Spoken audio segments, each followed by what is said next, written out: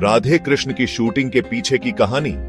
नमस्कार दोस्तों, आज हम आपको बताएंगे कि राधे कृष्ण जैसे पौराणिक टीवी धारावाहिक की शूटिंग कैसे होती है। यह एक बहुत ही व्यवस्थित और तकनीकी प्रक्रिया होती है, लेकिन घबराइए मत, हम आपको इसे बिल्कुल आसान भाषा में समझाएंगे, जैसे मैं और आप बात कर रहे हो। चलिए शुरू करते हैं इस मजेदार सफर पर।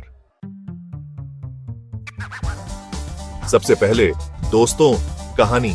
बिना कहानी के तो राधे कृष्ण भी अधूरे हैं, है ना?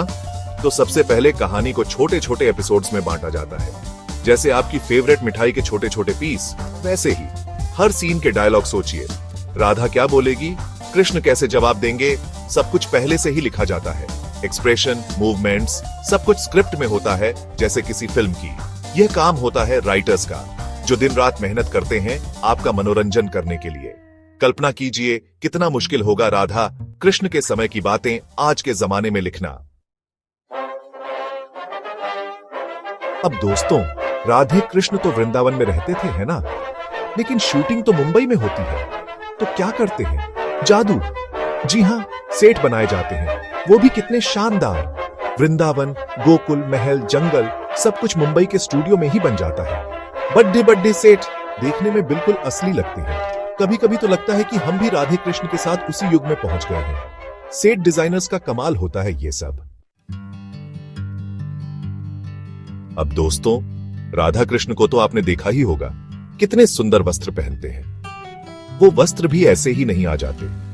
कलाकारों के लिए खास कॉस्ट्यूम डिजाइनर्स होते हैं, जो राधा कृष्ण के समय के हिसाब से कप डी डिजाइन करते हैं। पारंपरिक पोशाक, मुकुट, गहने, सब कुछ बिल्कुल परफेक्ट। फिर आते हैं मेकअप आर्टिस्ट। सुबह सुबह कलाकारों का मेकअप करते हैं, वो भी ऐसा कि राधा कृष्ण जैसे दिखने लगे। कभी कभी तो घंटों लग जाते हैं मेकअप में।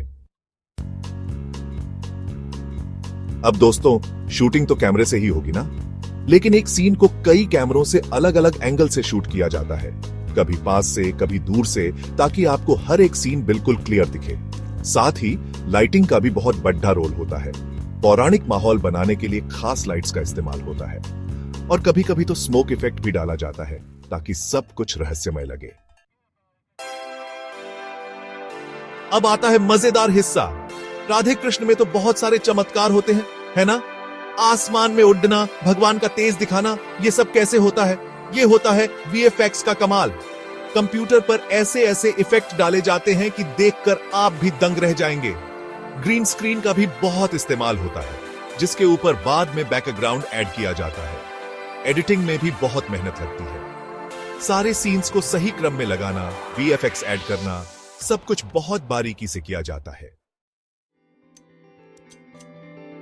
कभी कभी शूटिंग के समय आवाज साफ रिकॉर्ड नहीं हो पाती, तो क्या करते हैं? डबिंग। जी हां, कलाकार बाद में जाकर अपनी आवाज दोबारा रिकॉर्ड करते हैं, ताकि आपको सब कुछ साफ सुनाई दे। और शो का म्यूजिक, वो भी बहुत खास होता है।